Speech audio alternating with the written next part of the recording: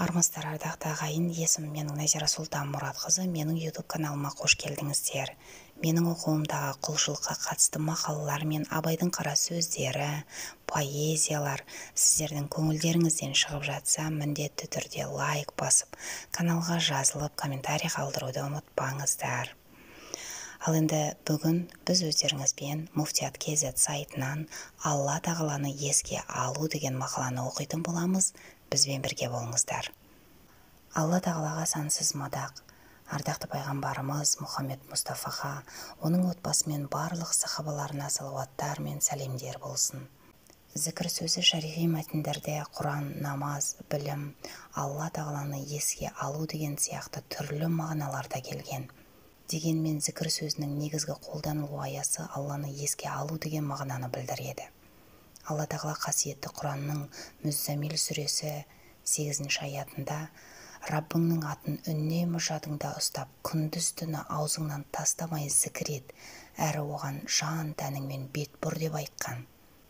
Ибн Ато әл-Искандари, Алла оған разы болсын, зікір дегеніміз хақ тағаланы үнемі жүректе сақтау арқылы қаперсіздіктен арылу, Алланың есімін, сипаттарын, үкімдерін, істерін және оған жақындата түсетін нәрсені тілмен де, жүрекпен де үнемі қайталау деп анықтама берген. Жалпы зікір сөзі қазақ халқына таңсық сөз емес. Яссауи бабамыз, ей ынсапсыз дүние жалған, хаққа қайтқын, пенде болсаң хақ зікірін жатпай айтқын деп өсиет айтқан. Мәшһүр Жүсіп бабамыз, қайырлы олай болса көп беріп қал, демейді өлім келсе жас кәрі шал, пайғамбар хадисінде айтқан екен, жігіттер мына сөзге құлағың сал, ұжмақтық шырын сөзді жылы сөзді, тілінде хақ зікірі сөйлер сөзді деп насихат қалдырған. Алла тағаланы еске алу жаратушыға иман келтірген пенденің ең жиі атқаратын амалына айналуы тиіс.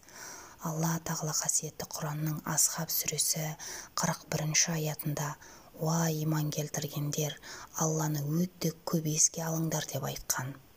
Зікір пенденің жаратушысының разылығына бөленуіне, жүрегінің тазаруына, күнәларының кешірілуіне себепші болады. Ардақты пайғамбарымыз, оған Алланың салауаты мен сәлемі болсын, былай дейді: Алланы еске алуды мақсат етіп, тек оның ризалығын ғана қалап жиналған қауымға көктен, күнәларың кешірілген күйде орындарыңнан тұрыңдар. Сендердің жамандықтарыңның барлығы да жақсылыққа алмастырылды деп айтылады, деген имам Ахмад. Қасиетті Құран аяттары мен ардақты пайғамбарымыздың, оған Алланың салауаты мен сәлемі болсын хадистерінде зікір етудің көптеген артықшылықтары жөнінде айтылған. Олардың негізгілеріне тоқталатын болсақ, мынандай. Бірінші, зікір жүрек тыныштығының кілті. Алланың назары жүректе, жүректің дұрыс, сау болуы үшін қажетті амалдардың негізгісі зікір. Сол себепті пенденің айтатын зікірі тек тілімен ғана емес, оның жүрегімен, бар болмысымен орындалуы тиіс. Солай болуы арқылы пенденің жүрегіне тыныштық орнап, жай табады. Алла тағала қасиетті Құранның Рағд сүресі 28 аятында: міне, солар иман келтіргендер, әрі Алланы еске алу арқылы жүректері жай табатын ізгі жандар. Ендеше біліп қойыңдар, жүректер Алланы еске алу арқылы ғана жай тауып, толық тынышталады, қанағаттандырылады деп айтқан. Имам Науауи, Алла оны рахмына алсын, Алланы еске алу тілмен де жүрекпен де орындалады. Ең абзалы тіл мен жүректі қатар қолдану. Егер біреумен ғана шектелу керек болса, жүрекпен еске алғаны абзал. Мақтаншақтықтан сақтану мақсатында тек жүрекпен еске алып, тілмен еске алуды назардан тыс қалдыруға да болмайды. Алланы еске алғанда тек оның ризалығын ғана ниет ету керек дейді. Алла тағаланы еске алған адамның жүрегінде қайғы-мұң болмайды. Керісінше, жаратушысын еске алмаған адамның жүрегі уайымға, қайғы-мұңға батады. Тіпті түрлі дерттерге шалдығып, жүректің рухани өлуіне себеп болады. Алла тағала қасиетті Құранның Зүммәр сүресі 22 аятында: Алланы еске алуда жүректері қатайған пенделерге нендей өкініш, олар ашық адасуда деп ескерткен. Ардақты пайғамбарымыз, оған Алланың салауаты мен сәлемі болсын, Раббысын еске алатын адам мен Раббысын еске алмайтын адамның мысалы тірі мен өлген адамның мысалына ұқсайды деген имам Бухари. Имам Әл-Жаузи, Алла оны рахмына алсын, мыс пен күмісті тот басқандай жүректі де кейде тот басады. Бұған еш күмән жоқ. Жүрек тек Алланы еске алумен ғана жарқырайды. Алланы еске алу жүректі әппақ айна секілді етіп жарқыратады. Алланы еске алмаған жүректі тот басады. Жүректің тот басқаны екі нәрсе арқылы көрініс табады. Біріншіден қаперсіз болады, ал екіншіден күнәға бой алдырады. Жүректің жарқырауы да екі нәрсе арқылы көрініс табады. Біріншісі Алладан кешірім сұрау, екіншісі Алланы еске алу арқылы деген. Екінші, Алланы зікір еткен кісі кешіріммен үлкен сыйға бөленеді. Алла тағаланы көп еске алғандар үшін көптеген ұлы нығметтер уәде етілген. Алла тағала қасиетті Құранның Асхаб сүресі 35 аятында Алланы көп еске алатын ерлер мен Алланы көп еске алатын әйелдер бар ғой. Міне, Алла осынау ізгі жандарға ерекше кешірім мен үлкен сый-сияпат дайындап қойды деген. Ибн Аббас, Алла оған разы болсын, Алланы көп еске алады деген аяттың мағынасы мынандай: олар намаздан соң таңертең, кешке ұйқыдан оянғанда, таң атқанда немесе сапардан үйге оралғанда үнемі Алланы еске алады деген. Ал ғалым Мужахид, Алла оны рахмына алсын, тұрғанда, отырғанда және жатқан кезде Алланы еске алмаған адамдар Алланы көп еске алатындардың қатарынан бола алмайды деп айтқан. Ибн Саллахтан, Алла оны рахмына алсын, Алла тағаланы көп еске алушылар деген кімдер деп сұрағанда, ол кімде кім таңертең және кешке шариғат бекіткен әрі Алла елшісінен оған Алланың салауаты мен сәлемі болсын жеткен зікір сөздерін айтумен Алланы еске алатын болса, онда ол Алланы көп еске алушы ерлер мен әйелдердің қатарынан болып есептелінеді деген. Ардақты пайғамбарымыз, оған Алланың салауаты мен сәлемі болсын, муфридун озып кетті дейді. Сонда бұл сөздің мәнісін түсінбеген сахабалар, уа Алланың елшісі, муфридун деген кім деп сұрайды.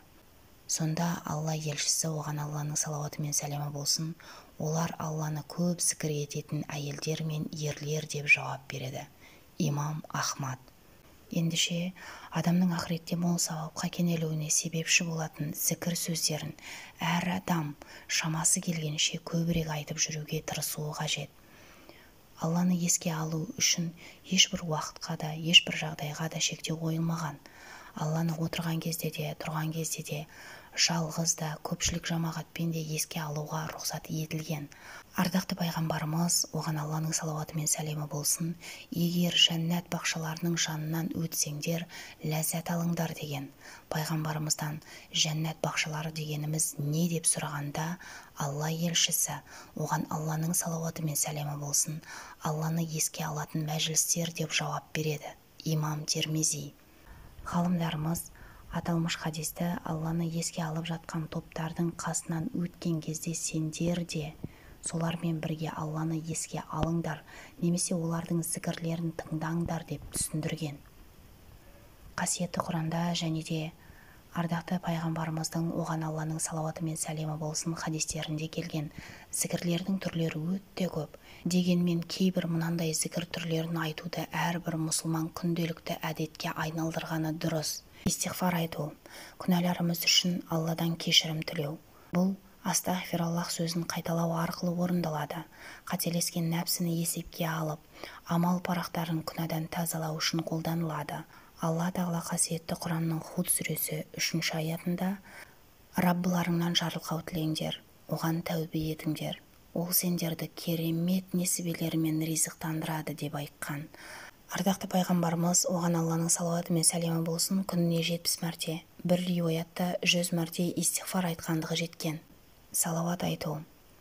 Алла тағала қасиетті Құранның Асхаб сүресі 56 аятында: расында Алла және оның періштелері пайғамбарға салауат айтады.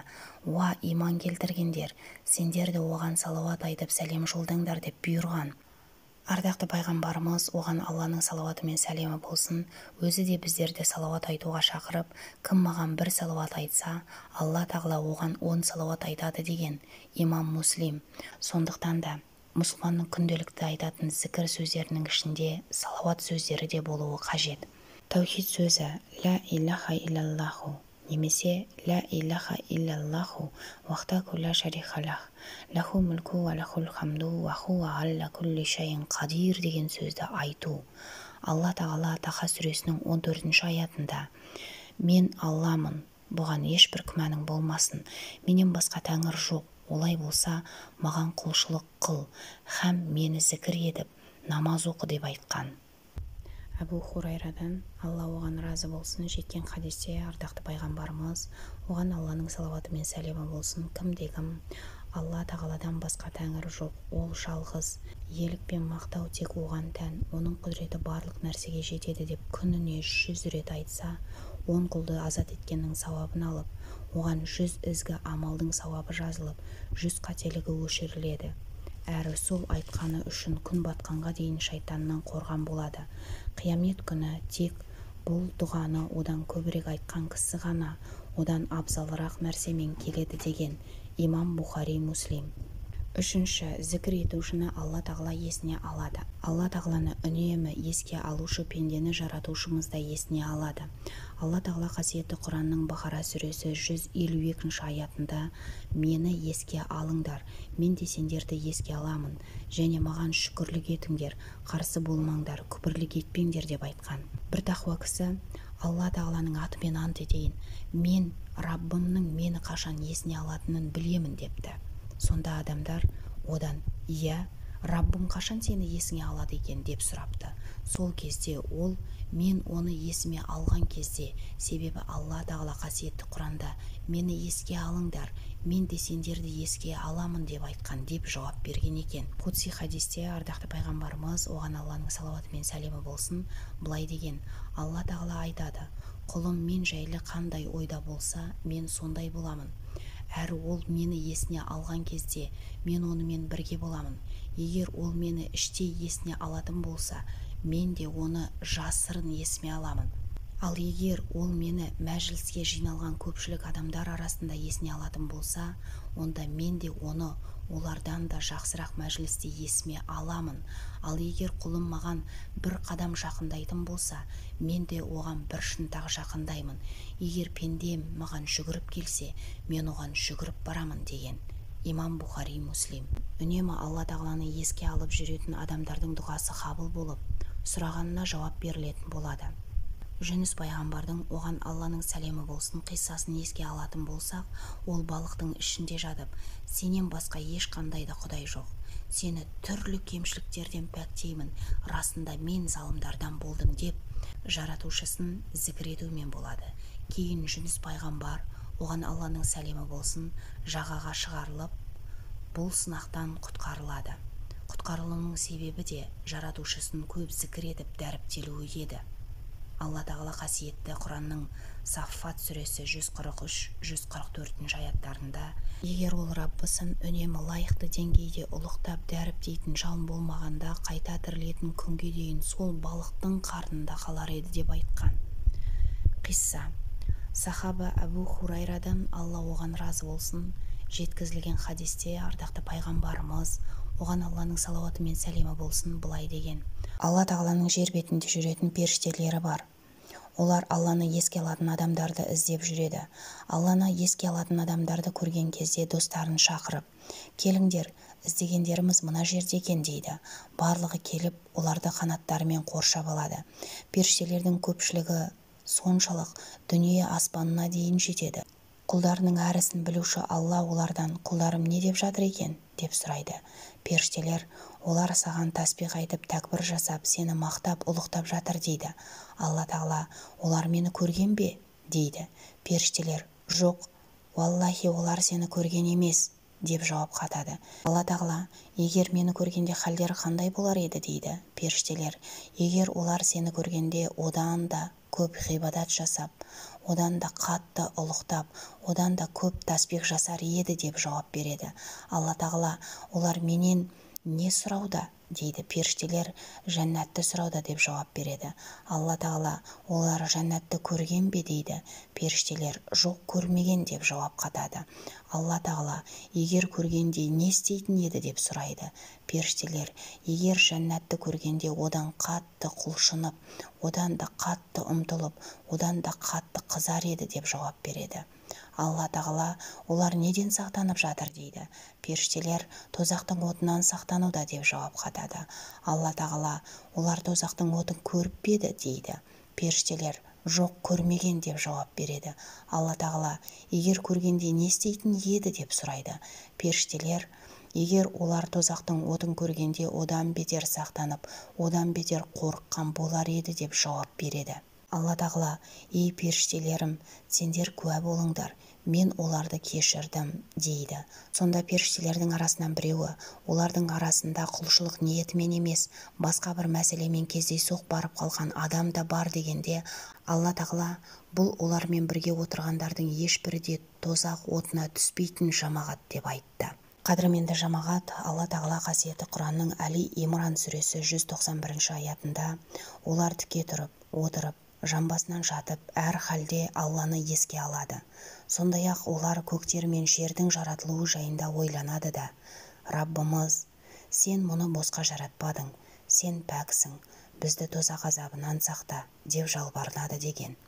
Алла тағала біздерді де әр кез өзін еске алып, дәріптейтін құлдары қатарынан етіп, қасиетті жұма күні дұға тілектерімізді қабыл еткей. Әмин.